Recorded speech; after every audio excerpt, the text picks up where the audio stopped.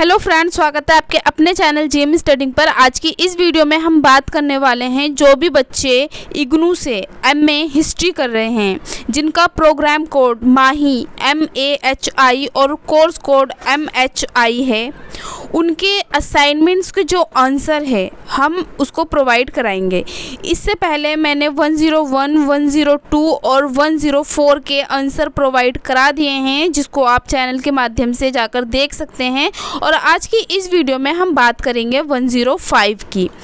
देखिए, आप सभी को मालूम होगा क्वेश्चन पेपर भाग क और भाग ख में बटा हुआ है, ठीक है, भाग ए और पार्ट बी, ठीक है। तो उन दोनों में ही आपको 5-5 क्वेश्चन देखने के लिए मिलते हैं, जिसमें से आपको प्रत्येक भाग में से 2 क्वेश्चन करना कंपलसरी होता है। तो टोटल हमें 5 क्वेश्चन करने होते हैं, जो कि आपके 20-20 नंबर के क्वेश्चन होते हैं, ठीक है। हमने क्या करा है, भाग क में से 2 या 3 क्वेश्चन करेंगे, ठीक है, और भाग ख में से 2 करेंगे। अगर हमने भाग क में से 3 क्वेश्चन कर रखे हैं तो भाग ख में से 2 करेंगे, और भाग क में से 2 कर रखे हैं तो भाग ख में से 3 करेंगे। तो इसका पहला क्वेश्चन क्या है, प्राचीन भारत के आर्थिक इतिहास लेखन में नवीनतम रुझानों पर चर्चा कीजिए। कि जो हमारा प्राचीन भारत था, उसमें जो हमारी आर्थिक इतिहास लेखन जो हम लिखते थे जिसके माध्यम से, उसमें क्या क्या नई नई चीज़ें आई है जिसके माध्यम से हम अपने प्राचीन भारत के आर्थिक इतिहास को लिख सकते हैं। तो सबसे पहले आपको क्या करना है, सबसे पहले आपको लिखनी है यहाँ पर प्रस्तावना, ठीक है। क्योंकि जब आप कुछ भी चीज़ लिखना स्टार्ट करते हो ना, तो उसका एक छोटा सा इंट्रो आपको देना पड़ता है, जिससे कि आपका असाइनमेंट प्रभावी लगे, ठीक। प्रस्तावना देख लीजिए, कुछ इस प्रकार से आपको लिखनी है। आप कॉपी कर सकते हैं, बिल्कुल ऐसे लिख सकते हैं। और राइटिंग जो होनी चाहिए ना, वो आपकी एकदम साफ़ सुथरी होनी चाहिए, जिससे कि जो पढ़ रहा है आपका असाइनमेंट वो अच्छे से उसे समझ सके। फिर आप क्या लिखेंगे, प्राचीन भारत के आर्थिक इतिहास लेखन में नवीनतम रुझान क्या क्या आए हैं, ठीक है। तो उसमें पहला पॉइंट आप क्या डालेंगे, जैसे बहुविषयक दृष्टिकोण, हम अलग अलग दृष्टिकोणों से देखेंगे। और इसमें भी क्या करेंगे, आप ब्लैक पेन से कुछ कुछ चीज़ों को हाईलाइट करके दिखाएंगे, जिससे उसको लगे कि हाँ, बच्चे ने पूरी मेहनत कर रखी है, ठीक है। फिर सेकंड क्या आएगा आपका, डिजिटल और GIS तकनीक क्या होती है, पूरा इसमें मेंशन कर रखा है, आपको लिखना है ये, ठीक है। क्या होता है, जब आप पॉइंट्स में लिखते हैं ना, तो जो पढ़ने वाला होता है उसको ये लगता है कि हाँ, पॉइंट्स वो देख लेगा और उसको ये लगेगा कि हाँ, बच्चे ने बहुत अच्छे से कर रखा है। पॉइंट्स लिखे आप ऐसे अंडरलाइन करें, हेडलाइन करें, ठीक है, जिससे आपका असाइनमेंट बहुत ही अच्छा लगे। फिर इसका थर्ड पॉइंट क्या है, जलवायु और पर्यावरणीय अध्ययन। तो बिल्कुल आप ऐसे लिख सकते हैं, सामाजिक और लैंगिक दृष्टिकोण, स्रोतों का स्रोतों की विविध विश्लेषण, नई शोध पद्धतियों का प्रयोग, वैश्विक आर्थिक संबंध कैसे हैं थे उस टाइम पे, उसके माध्यम से भी हम आर्थिक स्थिति या आर्थिक लेखन लिख सकते हैं। तो ये हैं आपके आर्थिक लेखन, ठीक है। फिर एक निष्कर्ष देना आपका बनता है, जिससे लगे कि हाँ, बच्चे को पूरा क्वेश्चन अच्छे से आता है। सेकंड क्वेश्चन क्या है आपका, लगभग 600 ईसा पूर्व से 300 ईस्वी के दौरान रेशम मार्ग के महत्व को गिनाइए, ठीक है। तो पहले वो आप प्रस्तावना लिखेंगे, यहाँ पर थोड़ा सा धुंधला पर दिख रहा है क्या लिखा है, जैसे रेशम मार्ग का नाम सुनते ही एक ऐतिहासिक व्यापार मार्ग की कल्पना होती है, जो प्राचीन काल में पूर्वी एशिया, मध्य एशिया, दक्षिण एशिया और यूरोप को आपस में जोड़ते हैं, ठीक है। फिर आप रेशम मार्ग का महत्व लिखेंगे, फर्स्ट व्यापारिक महत्व लिख देंगे आप, ठीक है, जैसे लिखा है इसमें। कुछ चीज़ों को अंडरलाइन कर देंगे, जैसे समरकंद, बुखारा और काशगर, ठीक है। सांस्कृतिक आदान प्रदान का महत्व लिखेंगे आप, ठीक। फिर आप क्या लिखेंगे, ज्ञान और तकनीकी प्रसार हुआ था उस टाइम पे,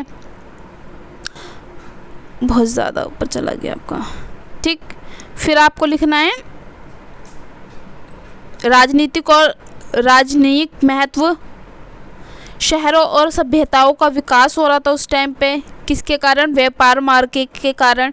इसको जब आप पढ़ेंगे ना तब आप अच्छे से समझ पाएंगे। संस्कृति, भाषा और परंपराओं, क्योंकि जब हम व्यापार करते हैं तो क्या होता है, हम उस देश की संस्कृति भी सीखते हैं, उस देश की भाषा भी सीखते हैं और उस देश की हम परंपराएं भी सीखते हैं। तो इनका भी बहुत ज़्यादा आदान प्रदान हुआ, वैश्विक संपर्क का आरंभ हुआ। ठीक है, वैश्विक संपर्क बढ़ने लगे उस टाइम पे।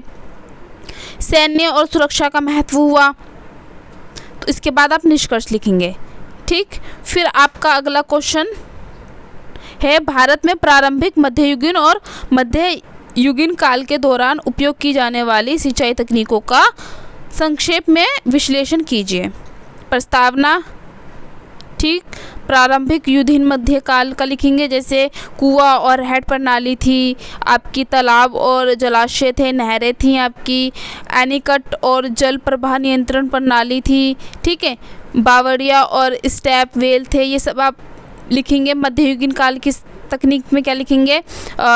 फिरोज शाह तुगलक की नहर प्रणाली लिखेंगे आप। जलाशय और तालाबों का पुनर्निर्माण हुआ। ठीक है, फिर आप लिखेंगे मुगल काल में सिंचाई तकनीकें, जैसे अकबर का सिंचाई सुधार, शाहजहां द्वारा नहरों का निर्माण कराया गया, बावरिया और स्टेप वेल का पुनरुद्धार किया गया। ठीक है, पारंपरिक कुएं और रहट कनाल प्रणाली लिखेंगे, फिर निष्कर्ष लिख देंगे। Now next question is that Bharat में मध्यकाल के दौरान सरफरों की भूमिका और महत्व का विश्लेषण कीजिए। वही आपको पहले प्रस्तावना डालनी है इसमें।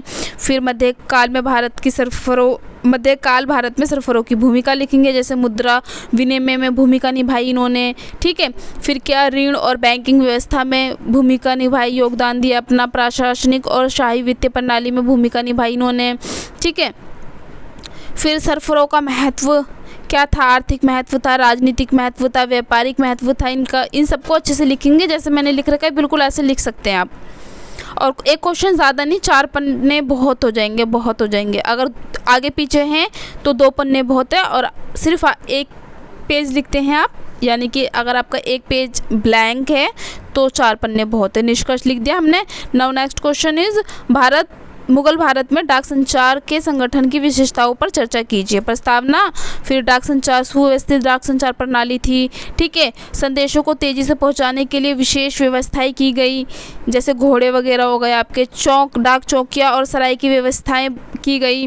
ठीक है, सरकारी और प्रशासनिक नियंत्रण रखे गए, व्यापार और नागरिक संचार में उपयोग, सुरक्षा और विश्वसनीयता, सैन्य और खुफिया एजेंसियाँ थी। फिर ये सब लिखेंगे आप। प्रमुख मुगल शासकों द्वारा सुधार और विकास, शेरशाह सूरी ने क्या किया, अकबर ने क्या किया, ठीक है, जहांगीर ने क्या क्या किया। निष्कर्ष लिख देंगे आप फिर। ठीक है, और आपका ये क्वेश्चन कंप्लीट हो गए पूरे 5 क्वेश्चन, तो इनको ऐसे लिखेंगे। ये था आपका MHI 105 के आंसर। ठीक है, अभी आपके जल्दी 106 और 107 के आंसर भी प्रोवाइड करा दिए जाएंगे, और जो आपके MA हिस्ट्री से इम्पोर्टेंट क्वेश्चन है उनके भी आंसर कराए जाएंगे। तो आप चैनल को सब्सक्राइब कर लेना, ताकि आपका जो एग्ज़ाम है वो बहुत अच्छे से हो सके और एग्ज़ाम में आप पास हो सके। Thank you.